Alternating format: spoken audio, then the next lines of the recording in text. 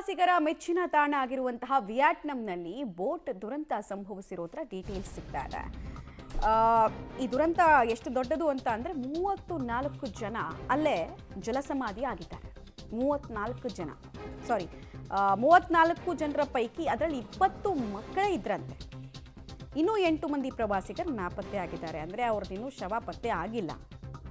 ಹಾಲಾಂಗ್ ಬೇ ಕಡೆಗೆ ಈ ಬೋಟ್ ಹೊರಟಿತ್ತಂತೆ. ರಾಜಧಾನಿ ಹನೋಯ್ನಿಂದ ಪ್ರವಾಸಿಗರು ಬಂದಿದ್ರು ಅನ್ನೋ ತಿಳಿದು ಬರ್ತಾ ಇದೆ. ಬೋಟ್ನಲ್ಲಿ 8 ಜನ ಸಿಬ್ಬಂದಿ ಸೇರಿದಂತೆ 48 ಜನ ಇದ್ರು. ಭಾರೀ ಮಳೆ ಮತ್ತು ಬಿರುಗಾಳಿಗೆ ಬೋಟ್ ಮಗುಚಿಬಿಟ್ಟಿದೆ.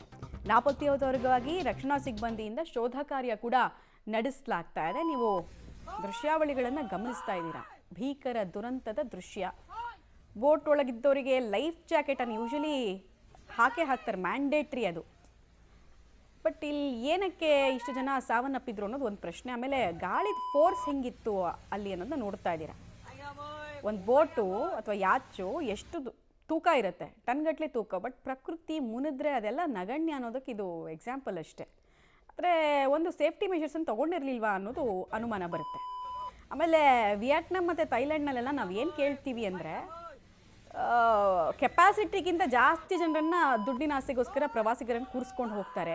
ಅದು ಬ್ಯಾಲೆನ್ಸ್ ಮಾಡೋದು ಕಷ್ಟ ಆಗ್ಬಿಡುತ್ತೆ ಕೆಲವು ಸಲ. ನೋಡಿ ಅಲ್ಲೇನು ಲೈಫ್ ಜಾಕೆಟ್ ಏನು ಹಾಕಿಲ್ಲ. ಈ ಇಬ್ಬರನ್ನ ನೋಡ್ತಾ ಇದ್ದಾರೆ, ರೆಸ್ಕ್ಯೂ ಮಾಡಿದಂತಹ ಇಬ್ಬರು. ರೆಸ್ಕ್ಯೂ ಮಾಡಿದ ಸಿಬ್ಬಂದಿ ಮಾತ್ರ ಲೈಫ್ ಜಾಕೆಟ್ ಹಾಕ್ಕೊಂಡಿದ್ದಾರೆ. ಅಲ್ಲಿಗೆ ಪ್ರವಾಸಿಗರದ ಕತೆ ಏನು ಅಂದಾಜು ಮಾಡ್ಕೊಳ್ಳಿ. ಯಾಕಂದರೆ ಎಲ್ರಿಗೂ ಈಜು ಬರಲ್ಲ. ಆಮೇಲೆ ಪ್ರವಾಹದ ನೀರಿನಲ್ಲೆಲ್ಲ ಈಜೋದಕ್ಕೆ ಯಾರ ಕೈನಲ್ಲೂ ಸಾಧ್ಯ ಇಲ್ಲ. ಎಂಥ ಎಕ್ಸ್ಪರ್ಟ್ಸ್ ಆಗಿದ್ರೂ ಸಾಧ್ಯ ಇಲ್ಲ. 34 ಜನ ಮೃತಪಟ್ಟಿರೋದು. ದುರ್ದೈವದ ಸಂಗತಿ ಏನಂದರೆ 20 ಜನ ಮಕ್ಕಳೇ ಇದ್ರಂತೆ. Very sad, very unfortunate.